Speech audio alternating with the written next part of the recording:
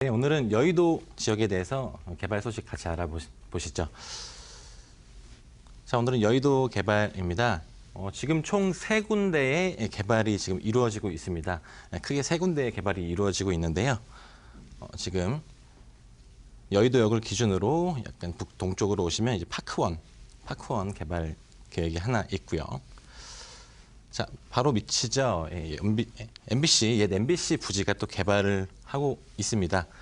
자, 그리고 서쪽으로 조금만 가시면 여의도 우체국이 또 개발을 하고 있습니다.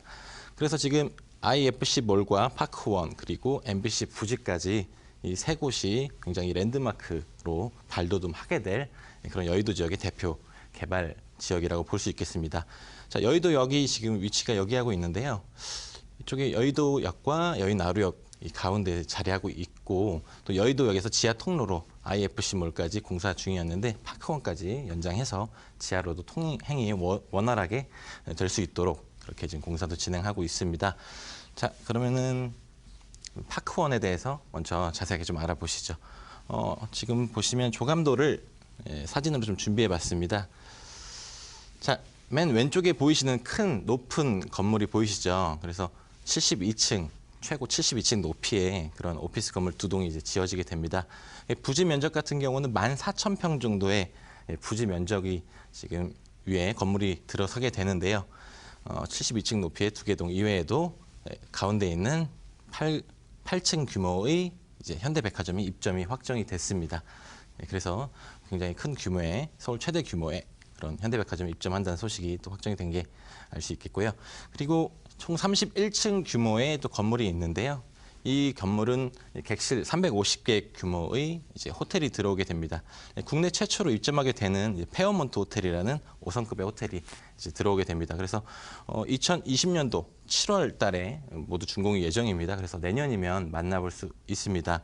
그래서 비즈니스, 쇼핑, 문화, 레저, 휴식 등을 다양하게 누릴 수 있는 복합 문화 시설로 발돋움하게 될 그런 파크원이 되겠습니다. 그래서 이 파크원은 국내 3번째 높이로 이렇게 지어지게 되는 큰 규모의 그런 단지이기 때문에 이 개발이 완료가 되면 정말 다양한 인구 유입이 예상이 됩니다.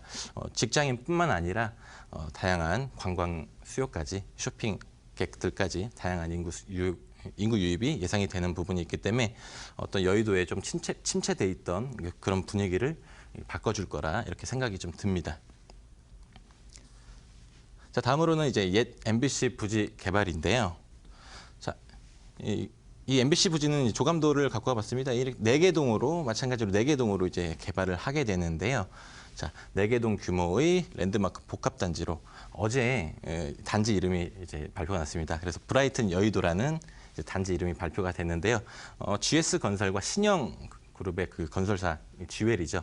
이 두 가지가 결합된 그런 이름이 생기지 않을까 이렇게 생각이 됐었는데 이제 단독적으로 이제 브라이튼 여의도라는 그런 브랜드로 이제 만들어지게 됩니다. 그래서 최고 49층의 높이로 그렇게 지어지게 됩니다. 4개 동 49층의 높이로 지어지게 되고요.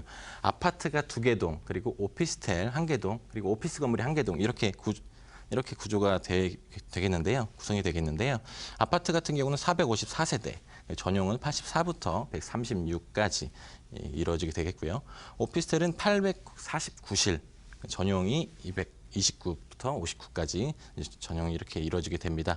그래서 내후 달이죠. 7월이면 분양 예정입니다. 그래서 여의도에 또 어떤 신규 공급이 오랜만에 또 이루어지는 만큼 또 이제 실수요자분들 굉장히 많이 관심을 또 가질 것으로 예상이 됩니다. 그래서 여의도 쪽에 이런 분양 소식 꼭 챙겨보셨다가 7월 분양 꼭 성공하시길 바라겠고요. 자, 준공은 2023년 상반기 준공 예정입니다. 그래서 약 3년 내지 4년 정도의 기간이 걸리게 될 것 같습니다. 자, 다음은 이제 우체국 재건축이죠. 여의도의 우체국 재건축이 지금 이루어지고 있습니다. 이 건물도 지금 지상 33층으로 굉장히 높은 건물로 이제 탈바꿈을 하게 됩니다. 그래서 여기 같은 경우는 주거 시설은 따로 없고요. 마찬가지로 업무 시설과 근린 생활 시설이 들어오게 됩니다. 그래서 이 경우도 2020년 우체국 같은 경우도 2020년 9월 완공 예정입니다. 그래서 지금 2020년부터 2023년까지 이 일대가 지금 개발이 다 되기 때문에 앞으로 여의도에 어떤 새 바람이 불어줄 그런 개발이라고 볼 수 있겠습니다. 그래서 앞으로 여의도의 발전에 어떤 굉장히 기초가 주목이 됐는데요. 굉장히 많은 인구가 또 유입이 되고 하기 때문에 이 지역 이 발전이 굉장히 예상이 됩니다. 자, 그리고 또 주변의 아파트 단지에 대해서도 조금 알아볼까 하는데요.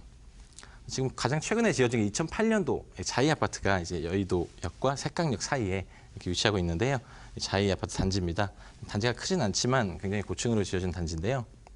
우선 가격만 보자면 제일 작은 156제곱미터의 매매가는 이제 호가가 18억이고 실거래가는 좀 낮았습니다만 좀 오래된 실거래가가 있기 때문에 호가를 제가 적어봤습니다.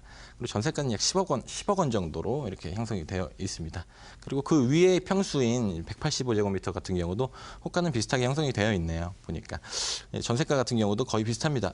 11억 5천만 원 정도로 이제 형성이 되어 있습니다. 그래서 지금 2008년 준공인 약 10년 정도 지난 아파트의 시세가 되겠고요. 그리고 또 오래된 아파트가 또 여의도에 많습니다. 그래서 여의도의 아파트 시세도 좀 궁금하실 것 같아서 같이 준비해 봤는데요.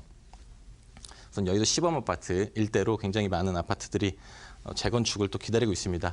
여의도 같은 경우는 용산과 여의도 통합 개발이 이제 전면적으로 보류가 되면서 매매가가 조금 주춤하긴 했는데요. 그래도 매매가는 이제 60제곱미터 기준에서 호가 10억 8천만 원 지금 형성이 되어 있고요.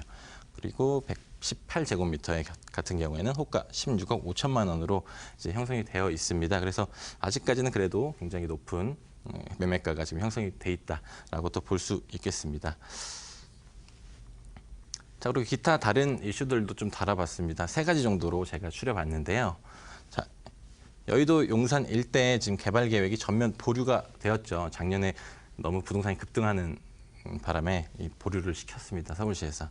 그래서 영구 용역이 지금 발주가 될 예정인데 여의도 같은 경우는 2020년 7월까지 영구 용역 기간으로 이제 개발 지연이 좀 불가피하게 됐습니다. 그래서 지금 주민들 입장에서는 굉장히 노후화된 아파트를 개발하지 못해서 조금 불만이 좀 많은 것으로 지금 나와 있는데요. 그래서 총 영구 기간, 용역 기간이 2021년까지 계획이 되어 있습니다. 그래서 그 전까지는 재개발을 추진이 아무래도 좀 힘들지 않을까 하는 생각이 듭니다. 그래서 여의도 같은 경우는 굉장히 장기적으로 접근해야 된다라고 말씀을 좀 드리고 싶습니다. 자, 그리고 여의도 쪽에 오피스 건물이 또 많이 들어오게 되죠. 그렇기 때문에 금융기업들의 움직임도 좀 주목해 볼 수 있는데요. 금융기업들이 이제 사옥 매각 추진하는 이런 기사들이 많이 좀 나오기 시작합니다. 그래서 사옥을 매각하고 잠시 임대로 거처를 이제 하고 있다가 이제 어떻게 오피스 쪽으로 여의도 오피스 쪽으로 진입을 하지 않을까 하는 개인적인 생각은 갖고 있습니다만 뭐 이거는 따로 확정된 사항들은 아닙니다. 그래서 금융기업들이 앞으로는 여의도로 많이 모일 것 같다라는 그런 3가지 정도의 이런 이슈를 끝으로 이제 마감을 좀 하겠습니다. 네.